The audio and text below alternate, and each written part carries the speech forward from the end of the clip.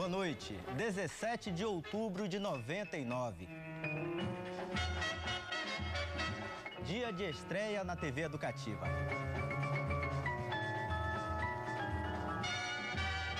A partir de hoje, você que tanto reivindicava um programa local de esporte nas noites de domingo, pode agora acompanhar o Cartão Verde Bahia. Eu responderia a sua pergunta com outra pergunta. Você sabe quem matou PC Farias?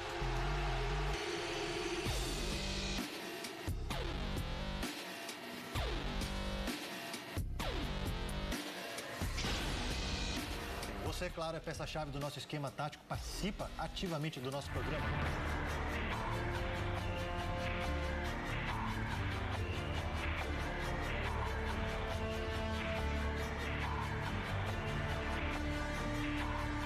Boa noite, seja bem-vindo ao Cartão Verde.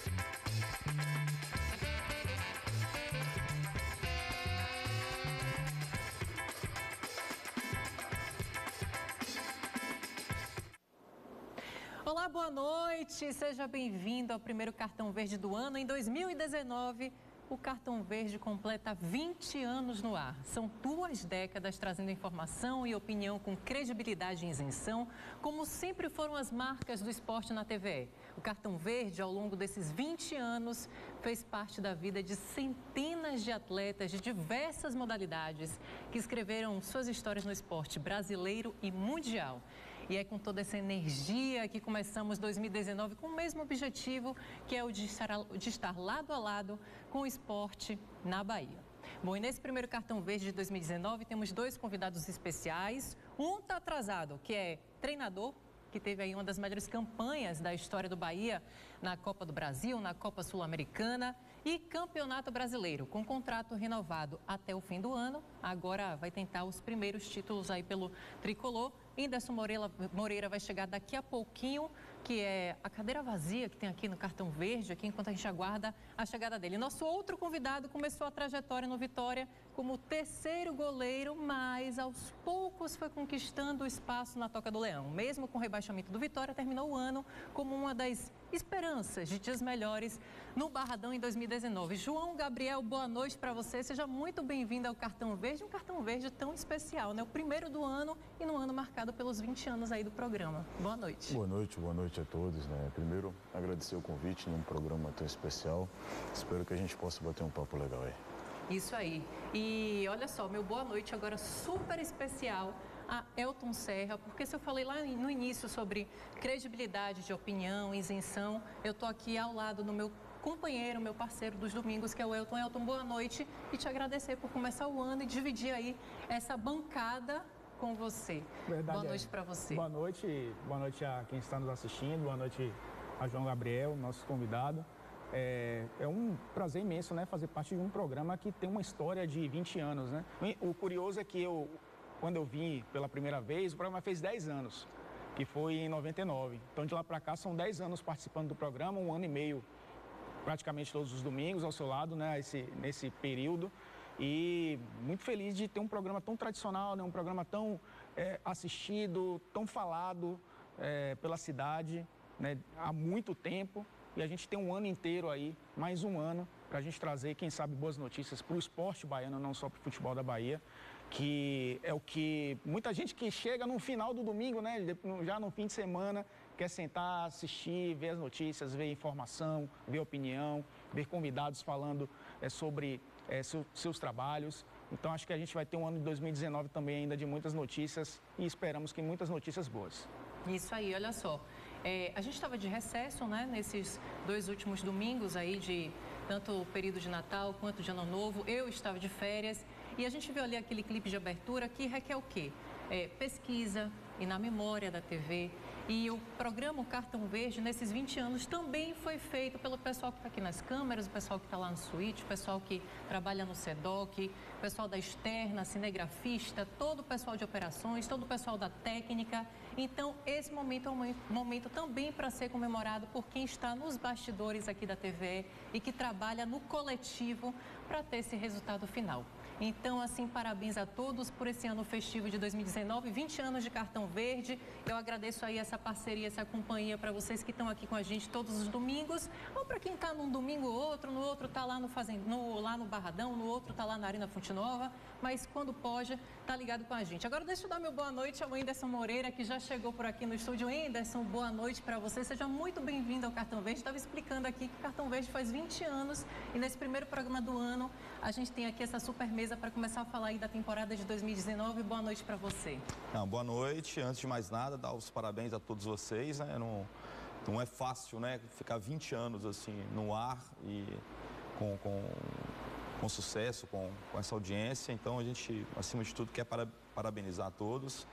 E poder falar um pouquinho nesse início de temporada, né? Do trabalho que a gente está pensando, né? E que a gente possa ter um ano realmente muito especial aí para todo torcedor do Bahia. Isso aí, olha só, na sexta passada, o Bahia apresentou o principal reforço para 2019. Guilherme, ex-Atlético Paranaense, chega para disputar uma vaga ao lado do artilheiro Gilberto. A lista de contratações só aumenta. O elenco ainda não está totalmente montado, ainda faltam algumas peças, mas eu acho que a gente conseguiu dar uma cara para esse elenco já. E essa cena deve se repetir muito no Fazendão. Guilherme foi o primeiro reforço apresentado oficialmente. Eu surgi como atacante mesmo, né? E depois, com a dinâmica do futebol, a mudança de esquema tático, eu acabei sendo recuado, mas não por falta de lugar, vamos dizer assim, né? Mas porque a qualidade me permitia jogar no meio de campo. Hoje eu estou mais habituado a fazer essa função, organizar o time, chegar na frente, fazer gols também.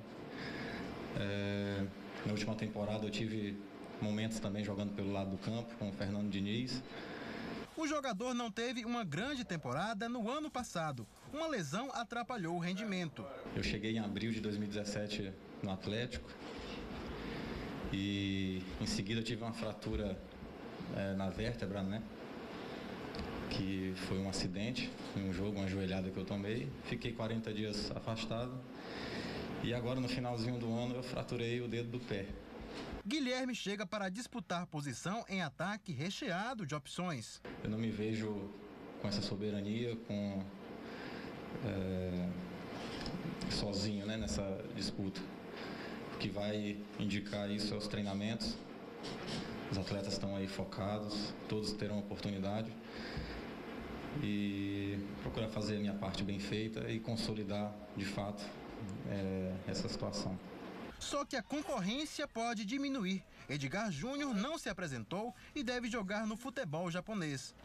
É um atleta que já está indo para 28 anos e com ambições pessoais. Nos fez um apelo a nós aqui do clube, eu, o presidente, de que é um momento muito importante da carreira e da vida pessoal dele, que ele queria ter essa oportunidade, e pensando na família dele, enfim, conversou muito conosco e por isso nós estamos considerando uma eventual ida dele. Ele tem uma proposta realmente do Japão e nós estamos considerando isso. Bom, olha só, vou aproveitar já e perguntar para o Enderson. A gente sabe, o Diego Serri já falou que algumas peças faltam ainda, mas a gente já viu aí chegada de atacantes, de meia, e ele também falou na entrevista sobre o time já ter uma cara. Que identidade é essa que está sendo buscada para o Bahia em 2019? Não, assim, antes de mais nada, né, assim, eu acho importante a gente colocar que a gente ficou com uma base, né, de equipe bem montada. E a gente buscou no mercado, está buscando e vai continuar buscando, né? Porque um clube como o Bahia tem que ficar sempre atento a boas oportunidades, né, de mercado.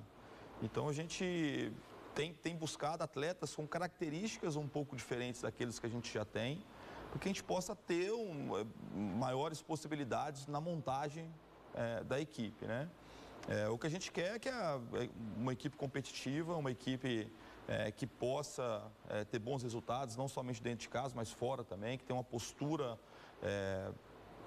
de uma equipe grande, de buscar o resultado sempre. Nós temos muitas competições ainda no ano, é uma sequência de jogos assim, meio que absurda assim, para a gente poder falar. Quando a gente fala com algumas outras pessoas, elas não acreditam muito aquilo que tem pela frente. Ano passado já foi um ano de muitos jogos e a tendência desse ano é ser até um ano com mais jogos. Então a gente precisa ter uma equipe competitiva, uma equipe que tem boas alternativas e é isso que a gente está buscando nesses atletas. Só relembrando para o torcedor, Campeonato Baiano, Copa do Brasil, Copa Sul-Americana, Campeonato do Nordeste, esqueceu o Campeonato Brasileiro, são 5 competições, né?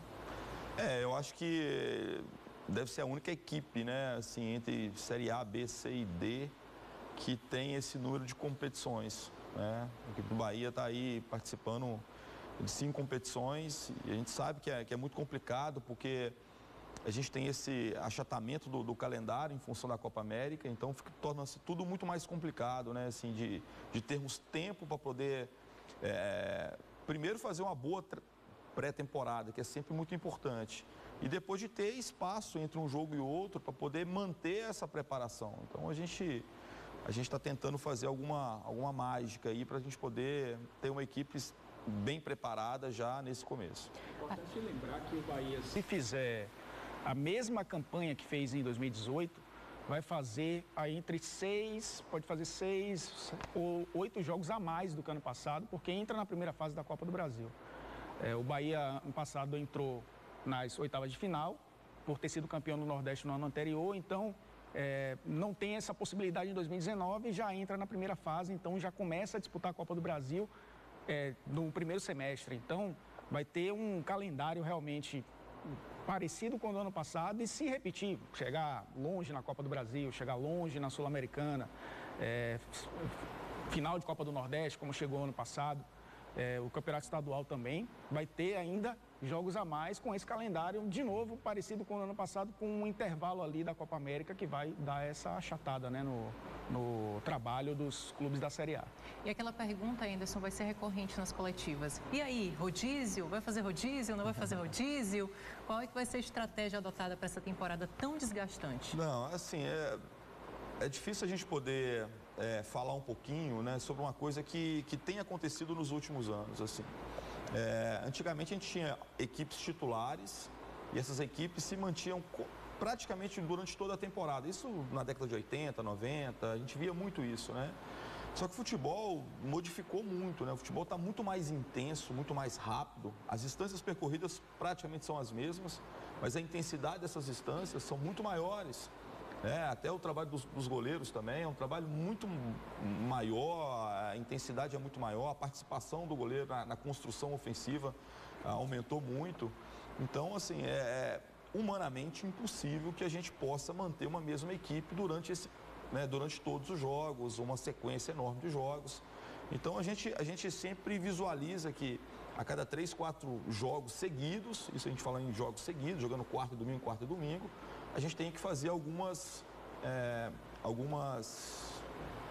retiradas de atletas, né, e colocar um outro atleta, talvez eu costumo falar assim, né, com o tanque cheio, né? Atleta que possa estar, de alguma forma, bem preparado para poder entrar no jogo e poder ajudar a equipe, porque a exigência física é enorme. Então, a gente precisa que esse atleta possa estar bem recuperado para poder ter essa equipe competitiva. João Gabriel, o Anderson falou um pouquinho aí da importância do trabalho do goleiro, da construção, e o ano do Vitória, o ano de 2018, foi um ano de intensa troca de goleiros. Então, você que começou como terceiro goleiro, foi o 5º na temporada e ficou os 5 últimos jogos. Então, como é que você analisa essa troca de posições e o reflexo disso em campo na temporada do Vitória?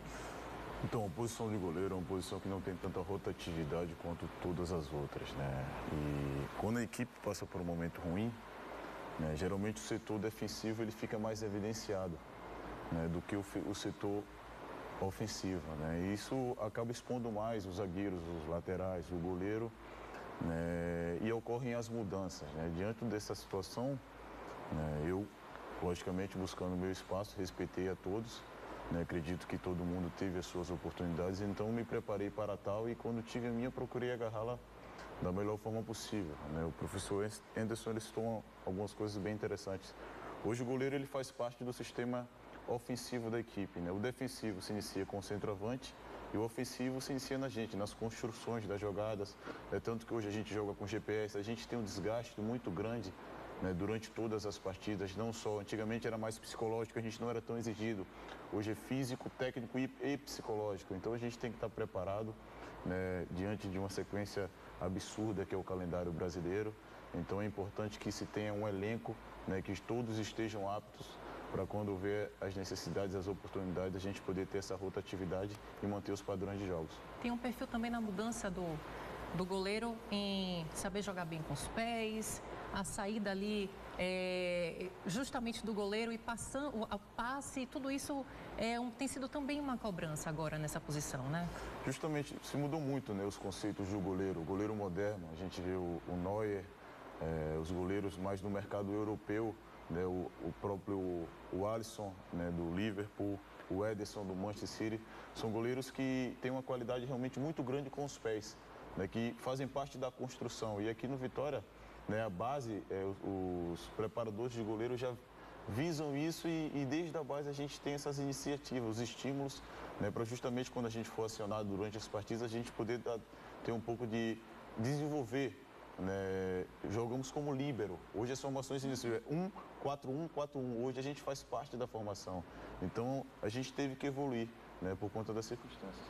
Elton, a gente analisando aqui duas questões de contratações, que a gente vai falar do Bahia daqui a pouquinho, especificamente do Bahia, depois especificamente do Vitória. Mas para quem está acompanhando o noticiário sabe que o foco do Bahia foi lá na frente e o foco do Vitória foi a zaga. Isso demonstra exatamente aqui o que o João Gabriel falou, que quando a temporada não é boa, quando você tem algumas deficiências, fica a zaga, o sistema defensivo fica muito exposto. Analisa um pouquinho o que aconteceu aí nessa movimentação de mercado Bahia e Vitória, a diferença aí de foco e contratações. Como o Anderson falou, o Bahia tem uma base, o Bahia do time titular perdeu o Léo, que terminou a temporada como titular, o Zé Rafael, que era a mola mestra do time nas duas últimas temporadas, o Edgar, que bem ou mal revezava ali no ataque, né, e terminou bem também a temporada. Então são 3 jogadores, especificamente esses 3 que eram titulares da equipe, né? Então o Bahia perde menos na sua base para o ano que vem. E renovações importantes, como do próprio Gilberto, que é muito difícil encontrar um centroavante no mercado. Você manter o Gilberto é praticamente contratar um outro jogador, né? E pode-se considerar uma contratação do Bahia para 2019, porque a Série A a gente tem visto a movimentação das equipes para contratar jogadores, o que o São Paulo gastou pelo Pablo, por exemplo, né? Na dificuldade de encontrar um atacante, um jogador definidor. O Corinthians está importando um jogador, né? Trazendo um jogador do exterior para ser o centroavante, porque está muito difícil encontrar. Então o Bahia manteve uma base e isso é importante, e pontuando também nas posições carentes do elenco. Em 2018, né, o Anderson perdeu, por exemplo, no meio da temporada o Regis, acabou saindo na janela e teve que colocar o Ramires, talvez até na cabeça do Anderson não fosse o momento certo, mas foi uma necessidade, né? O jogador acabou entrando durante a temporada e correspondido. Perdeu o Vinícius agora, que também é um jogador que não renovou o contrato, e que o Bahia trazendo o Shailon, tem aí o Guilherme, que é o meio atacante, ali, se a gente for posição por posição, talvez ali o Edgar Júnior de 2019, perdeu um jogador importante também. O Vitória já é uma questão muito diferente, né? Porque um rebaixamento você acaba condenando, e aí a gente não vou entrar no mérito de justiça e injustiça, acaba condenando um elenco, né? Porque não conseguiu se manter na primeira divisão. E havia um desgaste muito grande também de muitos jogadores. O Canu já havia saído no meio do campeonato, né? Antes da última rodada, muitos jogadores acabaram sendo dispensados, caso do André Lima, do Arouca, do Alisson, jogadores que já não interessavam na reta final do campeonato. E o Vitória vai disputar uma outra competição, né? Uma competição muito diferente, que é a Série B, que é o principal objetivo da equipe. Então, além de tudo isso ter acontecido, há uma mudança de gestão, porque sai um treinador e entra um outro técnico que vai ter os seus pensamentos, que vai ter sua forma de montar a equipe, né, de colocar suas ideias em prática, vai ter uma curta pré-temporada para isso. E o Vitória tem um peso da questão financeira também, que isso vai influenciar muito na montagem da equipe. A gente tem visto até nas próprias contratações e sondagens. São situações bem diferentes, né? O Bahia, com o horizonte um pouco mais, a gente consegue enxergar algo a curto prazo que pode dar certo. E o Vitória, a gente vai esperar começar a temporada para saber como o treinador e a diretoria vai montar essa equipe, esse elenco para 2019. Então, vamos primeiro ver aí a situação do Bahia para a temporada. Põe na tela as saídas e chegadas do Bahia nesse início de temporada. Olha aí, saíram o zagueiro Douglas Grolli para o Marítimo de Portugal, o lateral Léo, que acertou com o São Paulo. O volante Edson, que já foi anunciado pela Ponte Preta, o meia Vinícius, que está sem clube, o atacante Edgar Júnior, que está se transferindo para o futebol japonês. Chegam o meia atacante Guilherme, do Corinthians, o meia Shailon, do São Paulo, o atacante Rogério, do Sport, o atacante Thiago, do Confiança, o lateral Matheus Silva, do Paysandu, e o atacante Arthur, do Palmeiras. Desses aí, só o Shailon não foi anunciado ainda oficialmente, né? O restante já anunciado oficialmente pelo Bahia, mas o Shailon já estava fazendão, né? Um jogador que, inclusive, ano passado fez um belo gol contra o Bahia no final do jogo, quando jogava pelo São Paulo. E a gente vê ali, né, a quantidade de saídas e de chegadas, né? A mesma. Então, o Bahia repondo aí dentro das suas possibilidades. É claro que tem um sub-23, muitos jogadores que vieram do sub-20, o Anderson falou aqui da rotatividade que vai ser necessária nesse início, mas a gente percebe o Bahia mantendo uma política, né?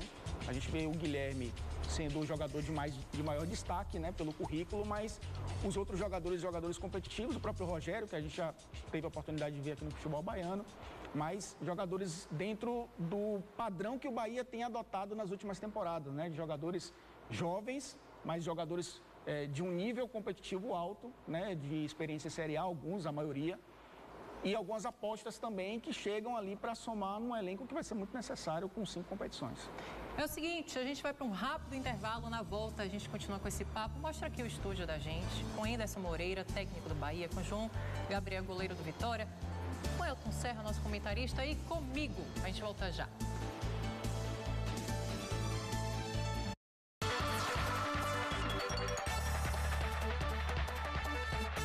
Verde de volta pela Copa São Paulo. Jacobina já disse adeus depois da segunda derrota. O time da Chapada Diamantina foi goleado hoje pelo Atlético Mineiro por 5-1. O Vitória da Conquista também não tem chances de avançar depois da segunda derrota, dessa vez para o Sport por 1-0. O Bahia empatou por 1-1 com o Guarani ontem, está na segunda colocação do grupo 12, atrás do Taquaritinga, ambos com 4 pontos. Já o Vitória se recuperou da derrota na estreia, venceu o Novo Horizontino por 1-0 e está na terceira colocação do grupo 14.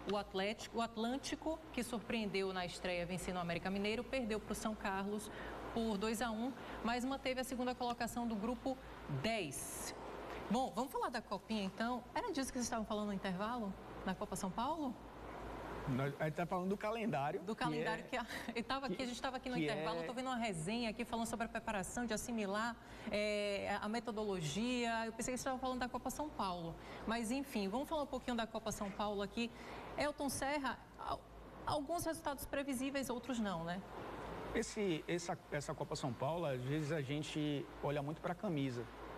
É claro que pesa bastante, se a gente vê os campeões, são as principais camisas. Mas a gente vê muito time bem preparado, que não são das grandes camisas do futebol brasileiro. Então, quando a gente vê, por exemplo, o Taquaritinga sendo o líder de um grupo, a gente acha que é zebra, né? E às vezes tem bons jogadores, um bom trabalho sendo feito ali. Porque é muito diferente quando você pega base, o João foi goleiro do Vitória na base do Vitória, né? Saiu e voltou. O Anderson começou a carreira como técnico de categorias de base. Quando você vai pro profissional, é outra história. Aí tem estrutura, tem a camisa, tem tudo que pesa. Mas na base, muita coisa se nivela, principalmente numa competição como essa. E os caras dão a vida, né? Então, Bahia e Vitória vão passar dificuldades para se classificar, isso é fato.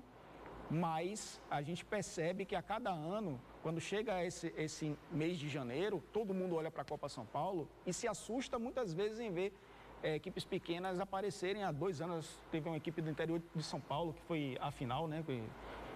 Que acabou perdendo na decisão. E muita gente se surpreende com isso.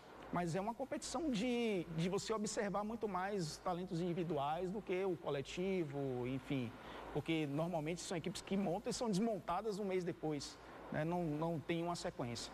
Mas é uma competição interessante para se assistir, para ver esses talentos individuais. Exatamente, também para a formação. E aí eu queria saber de você, João Gabriel, como é que foi essa formação na base, a sua saída, a sua formação, que também foi no Cianorte, o seu retorno. Fala um pouquinho de como foi a sua maturação como atleta. Então, eu iniciei no Santos de São Paulo, inclusive naquela geração Neymar, peguei um pouco do Paulo Henrique em 2008. Recebi um convite do Vitória em 2009, onde eu cheguei ao clube, né, e passei 4 anos, né, entre juvenil, juniores, até tive assim, subi para o profissional, né, cheguei a jogar um jogo pela Copa do Nordeste, né, e chegou um determinado momento que eu tinha as minhas ambições pessoais. O goleiro é uma posição que, quando você está pronto, você precisa de minutagem, você precisa jogar. E esse amadurecimento você só tem dentro da arena. O professor sabe que é uma posição diferente, né? Então eu recebi a proposta de um projeto, onde em comum consenso eu resolvi que naquele momento se encerrava o meu ciclo no Vitória. Saí pela porta da frente e fui em busca dos meus objetivos, onde eu pude jogar. Aí tive passagem por Paysandu, ABC e até chegar no Cianorte, onde eu tive uma sequência maior de jogos, né? Um time de empresários, um time que tinha um projeto convicto, que é difícil, né, você achar times que tem projeto, que tem sequência de trabalho, justamente pelo fato do Brasil aqui, o futebol ser muito imediatista, os treinadores não têm tempo, jogam 4, 5 jogos, do nada é demitido, aí vem outro, então é difícil. Então os caras tinham uma diretriz, eu acabei acreditando, acabei tendo uma boa sequência, foi onde eu pude retornar ao cenário nacional e ocorrendo minha volta aqui ao Vitória. Como é que você se sentiu aí nesses últimos jogos? É óbvio que o sentimento de ver o time rebaixado e você, naquele momento, já entender que é um momento difícil para conseguir ajudar o time a evitar o rebaixamento, mas qual é o seu sentimento hoje em relação à temporada passada? De esperança de que tudo isso que passou serve de lição? Como é que você explica essa transição de 2018 para 2019, aproveitando que a gente está no primeiro programa do ano, no início do ano? Qual é o seu sentimento? Eu acho que para o time ter um acesso, um descenso, é uma série de situações que acabam influenciando para tal, né? Então, eu acredito que o ano de 2018 foi um ano de muito aprendizado, né, de uma forma geral. E uma frase que eu costumo aplicar para a minha vida: a gente não tem muito tempo para se comemorar nem para se lamentar.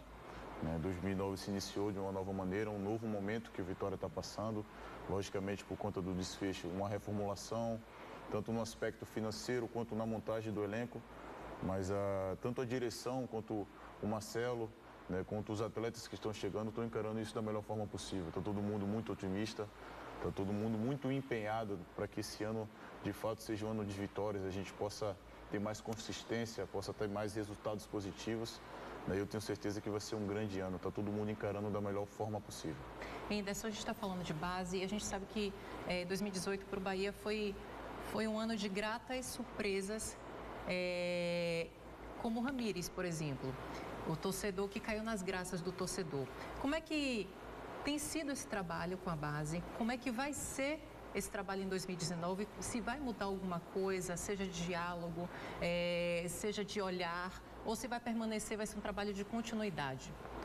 Acho que o trabalho do Bahia na base, né, é um trabalho que tem passado por um processo de reformulação, né? Então, assim, o que a gente tem tido sempre é muito cuidado, muito carinho com esses jogadores que estão principalmente, né, nesse período de transição mesmo, né? Porque, na verdade, quando você passa da categoria sub-15 para sub-17, para sub-20,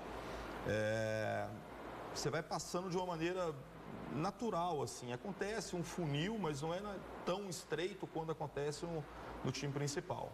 Então, assim, o do sub-20 ou do sub-23 para a equipe principal é um degrau alto para poder ultrapassar, né? A gente precisa ter muita atenção, porque o atleta às vezes matura um pouco mais velho, né? Às vezes, nem sempre o jogador com 18 anos ele está pronto, 19 anos, 20 anos.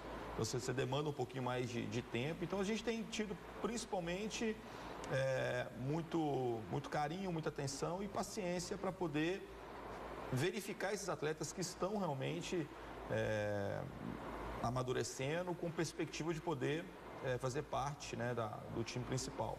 E como o João até falou, é uma coisa muito importante, é a saída também de alguns atletas, de buscar outros caminhos, né, de maturar em outros lugares, né, de ter essa rodagem, de buscar talvez ser titular de uma equipe de um nível um pouquinho mais baixo, mas ao mesmo tempo de ganhar experiência, ganhar rodagem e poder, quem sabe, retornar no outro momento. Você tem um exemplo aí disso que você citou, que é o Yuri, né? Sim. Subiu para a Série A e fez uma boa Série B com o CSA. Sim. Como é que você enxerga esse jogador à sua disposição? Enfim, falou muito que ele pode ser negociado, pode permanecer. Isso a gente avalia, assim, né? E eu particularmente acho que é muito positivo, né? O jogador vem com uma outra bagagem já, né, consolidado no cenário nacional, com uma conquista que eles tiveram, né, o acesso. Então, ele chegou, né, com certeza muito mais maduro, eu não o conhecia assim, né? Está muito mais maduro. Ele teve um probleminha agora nos primeiros treinamentos, mas rapidamente vai se recuperar e é a expectativa que ele possa, né, se permanecer com a gente, que possa nos ajudar. Eu tenho certeza que está preparado para isso, né? Se acontecer alguma negociação que for boa para ele e para o clube também, que ele possa encaminhar. Um clube como o Bahia, ele tem que estar sempre muito preparado para essas negociações, né? Onde você pode tirar um pouquinho da diferença desses gigantes do futebol brasileiro que recebem muito dinheiro, às vezes são nas negociações de pratas da casa, de jogadores que são interessantes. Então, assim, a gente tem que estar sempre atento no mercado para poder buscar atletas de bom nível, numa situação muito favorável, ao mesmo tempo ter a capacidade, né, de poder, às vezes, liberar um atleta numa situação que possa ser conveniente, possa ser interessante para o clube também. Nessa situação que aconteceu no ano passado, é importante frisar que a base ela teve oportunidades, né? Surgiram vários valores, né? Como Lucas Ribeiro, Léo Gomes, né? O Léo Ceará acabou retornando, o Luan, Bruno Bispo, né? E o Vitória dispõe de uma base muito qualificada. O João Búcio vem fazendo um puta de um trabalho, né? No Sub-23, foi semifinalista da Copa do Brasil. Aquilo que você falou é importante, não só avaliar o resultado em si, e sim os valores individuais, né, que justamente aquilo que o professor falou, o atleta precisa de tempo para se maturar. E por exemplo, o Léo Ribeiro, eu sou goleiro, o cara o moleque é um fenômeno, entendeu? É de uma frieza, é de uma tranquilidade, é de uma maturidade impressionante. Gemerson, Heron, tenho certeza que nesse momento o clube vai olhar com bons olhos para a base e vão surgir, com certeza, jogadores fantásticos, disso eu não tenho dúvida. E olha só, e o Vitória até agora só anunciou 4 reforços para a temporada. A dificuldade financeira tem sido uma barreira na montagem do elenco. O Vitória começou 2019 com elenco reduzido. A crise financeira fez o time perder peças importantes para a temporada. William Farias e Neilton ficaram de fora dos planos. O salário alto afastou a dupla do Barradão. A lista de saída não para por aí. O volante Marcelo Melli e o lateral esquerdo Fabiano estão em negociação com outros clubes e não ficam. Já a lista de reapresentação foi pequena, apenas 15 atletas. A estreia do Vitória será no dia 15 de janeiro contra o CSA, fora de casa, pela Copa do Nordeste. Bom, e agora na tela as contratações e dispensas do Vitória neste início de temporada. Coloca pra gente dar uma olhada. Olha aí, saíram o zagueiro Aderlan, os laterais Lucas, Brian e Fabiano, os volantes Arouca, William Farias, o meia Rainer, os atacantes André Lima, o Alisson e Neilton. Muitos aí foram logo no finalzinho do ano passado, hein? Foram contratados o técnico Marcelo Chamusca, o zagueiro Thales, do Internacional, o meia Rui, do América Mineiro, o volante Leandro Vilela, do Paraná, o meia Andrigo, também do Inter, e o volante Wesley, do Estoril de Portugal. Elton, Serra, uma análise dessa movimentação no Vitória. A gente vê que é uma quantidade maior de saídas e chegadas, apesar das chegadas ainda serem insuficientes para montar um elenco pensando na temporada, né? Nas competições que o Vitória vai disputar, são 4. Dessas 4 aí, 3 já começam já nesses primeiros 2 meses, né? O Campeonato Baiano, a Copa do Nordeste e a Copa do Brasil, logo um pouco mais à frente a Série B. A Série B não para durante a Copa América, né? Vai ter algumas rodadas. Eu acho que não tem data FIFA, não. Vai ter algumas rodadas durante a Copa América, então nesse período dessa pausa a Série B vai ter. Vai ser uma sequência muito grande. O interessante que a gente tem visto aí, e o João já jogador mais maduro, né? Volta mais experiente e terminou a temporada muito bem. As principais lideranças do Vitória nos últimos anos não estão mais no clube. O Canu saiu um pouco antes, o William Farias saiu também, né? O Fernando Miguel saiu no meio do ano. A gente agora vai perceber em 2019 o Vitória tentando buscar novas lideranças dentro desse elenco. E aí eu te pergunto isso, você fazendo uma análise, quem você enxerga ali? Porque a gente sabe como era o William Farias, como era o Fernando Miguel. Quem você enxerga agora nesse momento no elenco que possa assumir essa responsabilidade? É um elenco mais jovem, né?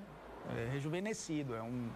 A gente tem, até os jogadores que têm sido contratados são jogadores mais jovens. O próprio João tem um perfil de liderança. Eu ia falar isso, mas eu falei, eu vou ficar quieta, para não parecer que eu estou puxando o saco de entrevistado. Assim, durante o ano passado, um goleiro que é terceiro goleiro e de repente numa situação que entra o João numa reta final de campeonato de Série A, na situação que o Vitória vivia, e a gente via nas coletivas ter personalidade para assumir responsabilidades, e já começa o ano, inclusive, sendo o primeiro jogador a dar entrevista, a gente já percebe que é claro que uma liderança só não é tão boa assim dentro de um grupo. Você precisa ter compartilhar, né, as responsabilidades. Mas a gente está aqui ao lado de né? Mas o Vitória vai precisar buscar isso. Porque você passa 2, 3 temporadas com os mesmos caras ali e eles saem, alguém vai ter que pegar essa braçadeira ou assumir a responsabilidade num momento que o Vitória vai precisar realmente disso, né? De voltar para a Série A, passou o ano inteiro sem ganhar um título, vive uma pressão muito grande da torcida, a direção, a comissão técnica, os jogadores já entram pressionados em 2019 e aí vai ter que ter gente ali dentro para segurar o vestiário, segurar a onda, porque vai ser um ano difícil. Então, vai ser interessante observar a montagem do time para 2019, mas vai ser interessante também observar quem vai assumir a responsabilidade num momento tão difícil que a Vitória vive. Vai começar a temporada aí buscando objetivos maiores do que os do ano passado. E a gente tendo aqui um técnico como o Anderson, fala um pouquinho da sua filosofia de trabalho. Você enxerga essa liderança natural ou talvez você enxerga aquela liderança no jogador que muitas vezes ela é latente e você quer trabalhar aquilo? Como é que é a escolha para você, independente do Bahia, do que foi feito durante a sua carreira, desde quando você trabalhava nas categorias de base, para identificar essa liderança no time? Assim, eu sempre falo que antes de falar bem ou de ter boas palavras, eu acho que a atitude do líder é muito mais importante, né? Então, assim, eu já tive durante a minha trajetória, né, são mais de 25 anos trabalhando com futebol, na base profissional, então, assim, vários perfis de líderes. Mas o que mais me chamou a atenção sempre são os líderes pela ação, né? Os jogadores que têm um comprometimento com o grupo, que se colocam o interesse do grupo acima dos próprios interesses. Então, esse é um tipo de líder que é sempre muito importante, né? A gente vê muito assim, às vezes, alguns jogadores que quando estão jogando, eles têm uma liderança muito positiva, mas quando não estão jogando, ele já modifica esse tipo de perfil. E o que a gente sempre busca são atletas, né, e pessoas e seres humanos que possam, né, ajudar, independente da titularidade ou do momento, né, pessoas que possam, através do seu exemplo, né, ou de algumas palavras, poder ajudar o grupo acima de qualquer outra coisa. É sempre no pensamento de colocar o grupo acima de qualquer outro interesse individual. É esse tipo de perfil que a gente sempre busca. Olha só, a gente vai para um rápido intervalo no Cartão Verde. Na volta, tem torcedor perguntando aí pro técnico Anderson Moreira, que a gente vai rodar daqui a pouquinho. Voltamos já.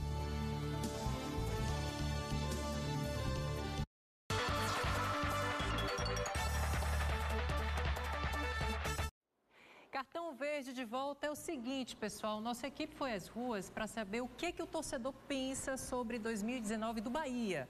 Eles deixaram perguntas para o técnico Anderson Moreira, que é nosso convidado hoje aqui no Cartão Verde. Vamos ouvir a primeira?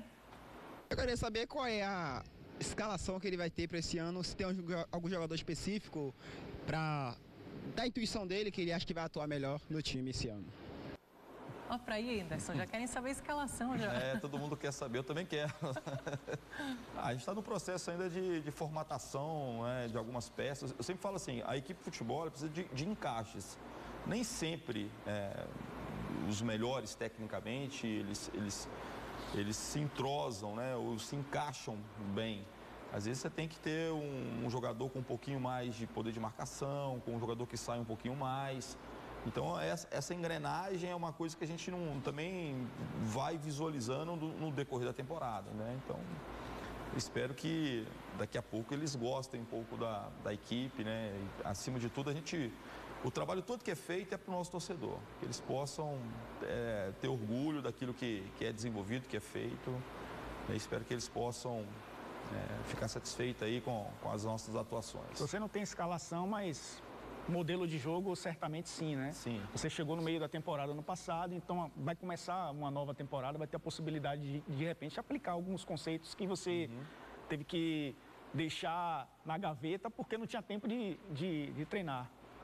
O Bahia que a gente viu principalmente nos jogos decisivos, Copa do Brasil, na Sul-Americana, em alguns jogos importantes do Brasileiro, partindo desse modelo é que você vai começar 2019, ou tem alguma ideia nova aí que pode ser aplicada já para início de temporada? Eu acho que o futebol está em constante transformação, né? Assim, eu vejo muito futebol, vejo algumas tendências dessa questão da modernidade. Gente, não é questão de...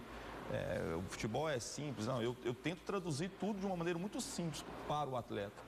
Mas a gente vê algumas tendências e a gente observa. Eu quero que a gente possa ter uma equipe competitiva, uma equipe que possa atacar bem, que possa defender bem, oferecer poucas oportunidades para os adversários, né, criar muitas oportunidades. Mas isso tudo é o mundo que a gente deseja, né? É o sonho da gente. Como o João até falou também, assim, a gente tem pouquíssimo tempo, né? Por mais que a gente tenha agora já um período já de conhecimento dos atletas, na hora que você vai efetivar essas ideias no treinamento, você vê que já está uma semana praticamente para poder iniciar os jogos. Então a gente, aos poucos, né, eu tenho muita tranquilidade de saber que as coisas não acontecem todas ao mesmo tempo, né? Assim, rapidamente a gente não vai conseguir o ideal, mas que a gente possa dar um passo de cada vez, assim, tá sempre evoluindo, isso é o mais importante. Vamos a mais uma pergunta, roda aí. Anderson Moreira, queria saber como é que o Bahia está preparado para a estreia da Copa do Nordeste em 2019. Eu não entendi ali. Como é que está preparado para a estreia, para a Copa do Nordeste? A gente está se preparando bem nas questões físicas que são importantes, né? É importante também ressaltar esse comprometimento dos atletas hoje também. Assim, dificilmente você pega um atleta que não tenha se preparado nessas férias, né, para poder se apresentar bem. Então, assim, a gente tem sempre uma surpresa muito positiva. Então, o grupo se apresentou muito bem em termos de percentual de gordura, de uma condição mínima assim, para iniciar um trabalho. Então, isso é sempre muito importante. Espero que a gente possa fazer um grande jogo. Jogo difícil, sempre jogos difíceis. Futebol não é fácil para ninguém. Assim como a gente enfrenta esses gigantes aí, enfrenta bem mesmo. As equipes que às vezes são equipes que estão buscando seu espaço, também se preparam muito. Há uma série de grandes treinadores fazendo ótimos trabalhos em várias partes do Brasil, aqui do estado. Eu tive um convívio agora na CBF com mais de 165 treinadores, e assim, a gente visualiza assim, as ideias deles, a capacidade deles de poderem pensar o futebol. Então, assim, a gente sempre espera jogos cada vez mais difíceis, mas que a gente possa ter sempre bons resultados, né? Que é importante, assim, e boas atuações. Dia desse eu li uma entrevista do Gregory falando que foi um dos melhores anos da carreira dele. Esse comprometimento está relacionado a isso também, não é, Anderson? A última temporada, a evolução do Bahia, a expectativa do torcedor, o otimismo do torcedor e com isso também o otimismo dos jogadores, e faz com que esse retorno ao trabalho também seja dessa forma, com tamanho comprometimento, né? A gente sempre fala assim, eu costumo falar para os atletas, né? A questão eu sou um atleta profissional. Acho que isso não é muito mais mérito. Eu acho que é uma obrigação do atleta ser profissional. Essa coisa assim de se preparar, apresentar no horário, essa coisa é uma obrigação de todos os profissionais. O comprometimento vai além disso. É quando você não está ali, né, cumprindo o seu horário, você está em casa se preparando, né, imaginando que amanhã você vai ter um dia de treinamento, que você vai ser exigido, quando você vai analisar um vídeo, né, da sua participação, visualizar aquilo que foi feito, fazer uma autocrítica daquilo que pode ser desenvolvido. Então, eu acho que esse comprometimento que a gente tem colocado na cabeça deles, porque nós somos apenas facilitadores do trabalho dos atletas. O que a gente precisa é fazer com que eles tenham sempre um desempenho elevado. Roda mais uma pergunta para o Whindersson Moreira. O que ele vai fazer com esse time do Bahia? Porque as contratações foram boas, né? Mas vamos ver como vai ficar o elenco do Bahia para 2019. Não, aí eu até respondo pelo Whindersson, uma equipe competitiva. Whindersson falou algumas vezes aqui da intenção do time entrar em campo dessa forma, né, Whindersson? É aquilo que eu falo, a gente tem o desejo sempre de conquistar os resultados e jogando bem. Esse é o nosso objetivo sempre. E que a gente possa entusiasmar o nosso torcedor, que ele possa ter prazer de ir para campo, ver uma equipe que jogue aquilo que ele espera realmente da equipe do Bahia. Bom, agora, para a gente direcionar aqui para o João Gabriel, falar um pouquinho de como é que tem sido o ambiente da Toca do Leão. A gente estava batendo um papo aqui sobre o Marcelo Chamusca, que é muito querido aqui por todos nós. E eu queria que você explicasse como é que tem sido a metodologia, como é que tem sido os treinamentos, até porque com as mudanças aí, mudança de técnico, a questão de aproveitamento da base. Então, tudo isso faz com que todos tenham que assimilar uma metodologia de trabalho. Como é que tem sido esse período de pré-temporada para vocês? Quando a gente tem esse novo comando, né, o professor Marcelo, ele é um cara muito convicto daquilo que ele acredita no futebol. Então, quando a gente enxerga nesse comando, a gente tem esse respeito, as coisas ocorrem da melhor forma possível. Então, está todo mundo bastante empenhado para procurar se condicionar o quanto antes fisicamente para estar apto, para que a gente assimile a filosofia do Marcelo. Como o professor Anderson falou, é pouco tempo de preparação. Então, as peças que estão chegando, estão procurando se encaixar, se condicionar também, em ter o entendimento daquilo que é proposto pelo treinador, para que a gente possa estar se entrosando durante os treinamentos, e chegue na competição todo mundo com o mínimo de entrosamento. E à medida que a gente for jogando, que a gente fosse conhecendo, a gente vai ter consistência e, consequentemente, o resultado vai vir de forma natural. Qual característica você identificou já no Marcelo Chamusca que você acredita que ele vai tentar imprimir no time? É um time muito intenso, de consistência. Possivelmente os adversários terão pouco espaço. A gente vai ficar muito menos vulnerável do que aconteceu no ano passado. E compactação, ele cobra muito no aspecto da intensidade em si, diante daquilo que ele tem como entendimento, que são as transições ofensivas. Então, acredito que vai ser um time muito consistente, com um padrão definido, um time homogêneo, uma peça que sair, a peça que jogar. Vai ter quando a gente tem um padrão de jogo, as coisas se tornam mais fáceis, entendeu? Então, acredito que vai ser um time bastante intenso e consistente. Elton, eu sei que é um pouco precoce para a gente falar disso, de acertos e erros de contratações, mas a gente tem visto um perfil, por exemplo, o Marcelo Chamusca, que tem uma grande experiência em acessos. A gente tem, assim, o Thales com experiência na Série B, o Ed Carlos, que é um jogador experiente. Pelo que você tem visto, o que dá para dizer em relação às contratações e a forma como o Vitória tem se organizado para a temporada? É bem complicado a gente falar apenas dos nomes, porque futebol é coletivo, né? Às vezes você traz um bom jogador e ele dentro do sistema ele não consegue render, né? E aí a gente acaba fazendo um pré-julgamento e o resultado é outro. Aí vem a questão que você falou do perfil mesmo, e aí a direção é essa, né?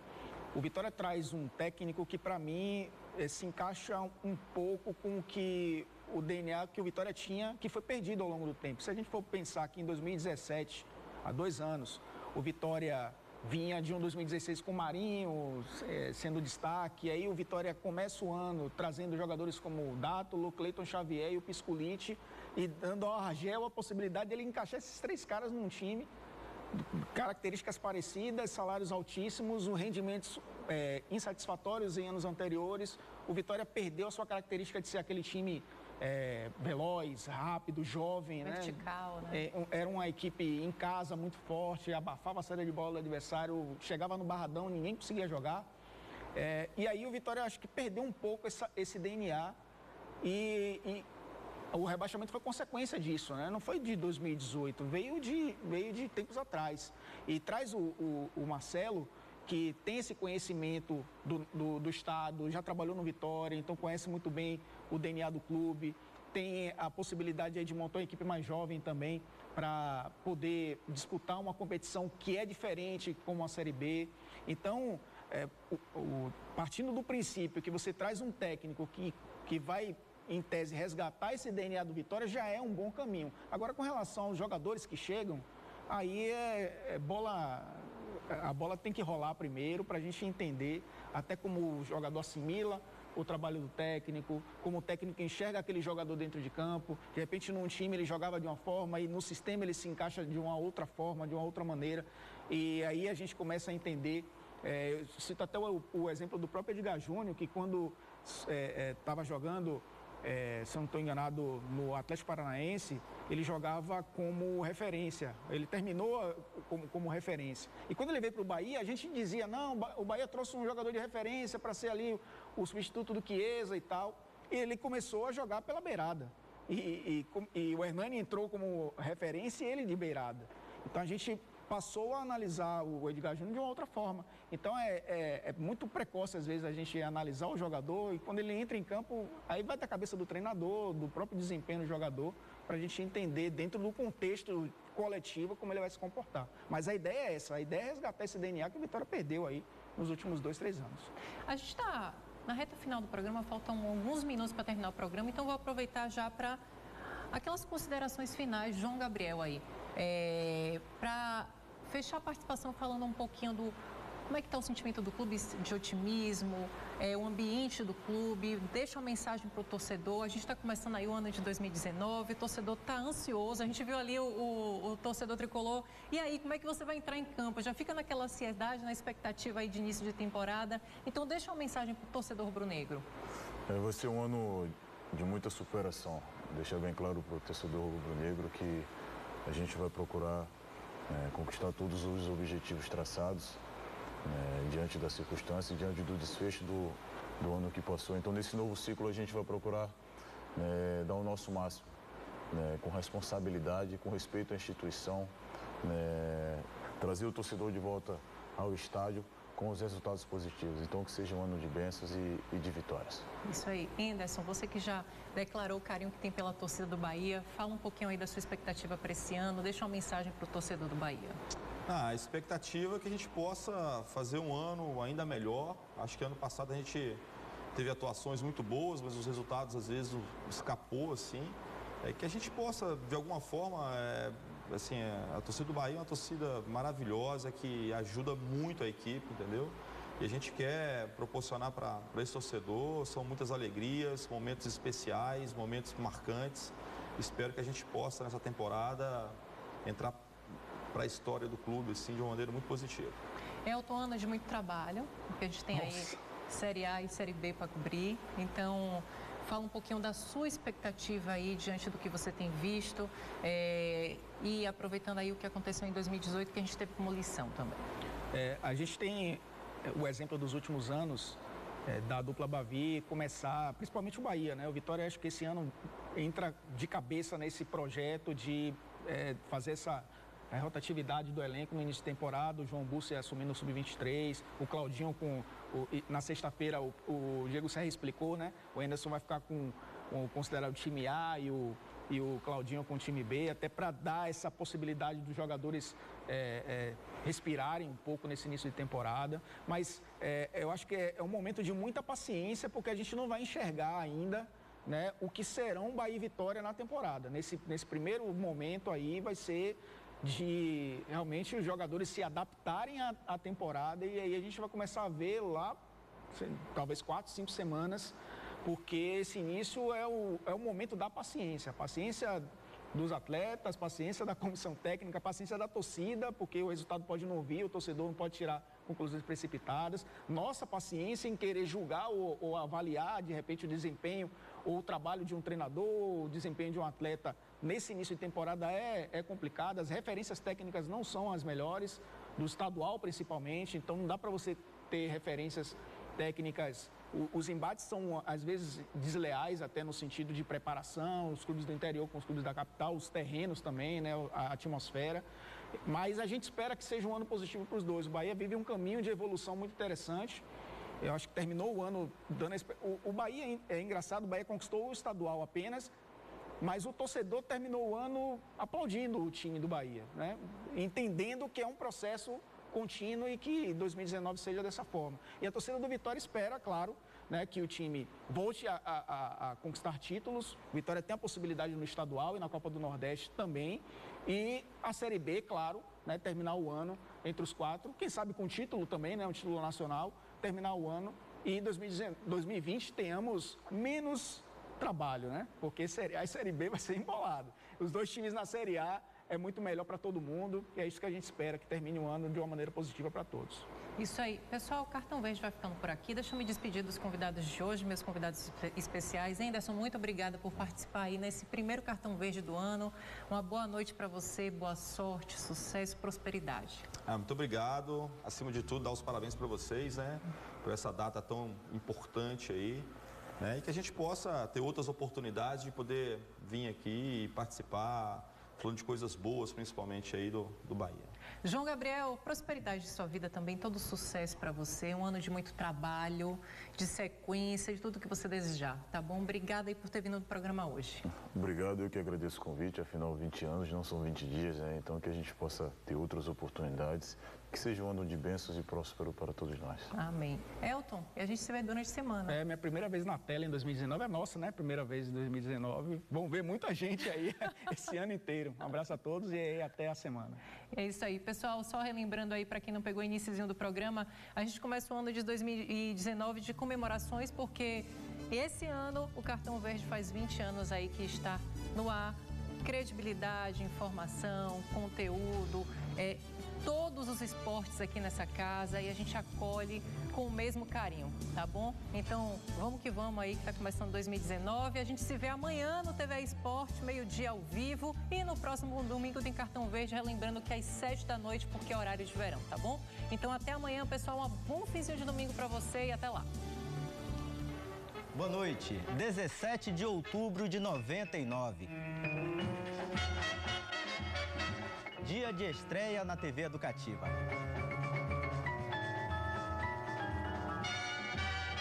A partir de hoje, você que tanto reivindicava um programa local de esporte nas noites de domingo, pode agora acompanhar o Cartão Verde Bahia.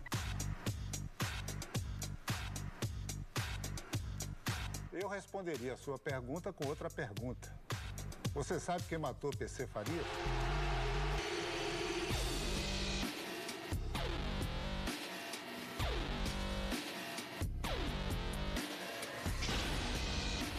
Você, claro, é peça-chave do nosso esquema tático, participa ativamente do nosso programa.